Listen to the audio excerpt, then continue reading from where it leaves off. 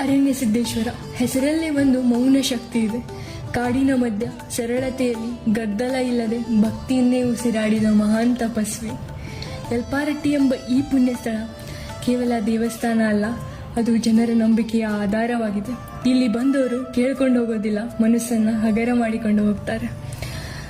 ಜಾತ್ರೆ ದಿನ ಬಂದಾಗ ಮೌನ ನಿಮಗೆ ಉತ್ಸವವಾಗಿ ಕಾಣುತ್ತೆ. ಡೊಳ್ಳಿನ ನಾದ, ಗಂಟೆಯ ಘೋಷ, ಭಕ್ತರ ಕೂಗು, ಗ್ರಾಮದ ಆತ್ಮವೇ ಜೀವಂತವಾಗುತ್ತದೆ. ಭಂಡಾರದ ಒಡೆಯನ ಜಾತ್ರೆಯಲ್ಲಿ ಸಲ್ಲಿಸುವ ನಿವಾಳಿಕೆ ಕೇವಲ ವಿಧಿಯಲ್ಲ, ಪೀಳಿಗೆಯಿಂದ ಪೀಳಿಗೆಗೆ ಹರಿದು ಬಂದ ನಂಬಿಕೆಯ ಸಾಕ್ಷಿಯಾಗಿದೆ. ಅರಣ್ಯ ಸಿದ್ದೇಶ್ವರ ಅದ್ಭುತ ತೋರಿಸಿ ಮೌನವಾಗಿ ಆಶೀರ್ವದಿಸುವ ಶಕ್ತಿ. ಜಾತ್ರೆಯ ದಿನ ಭಕ್ತಿ ಗದ್ದಲ ಮಾಡೋದಿಲ್ಲ, ಆದರೆ ಭಾವನೆ ಮಾತ್ರ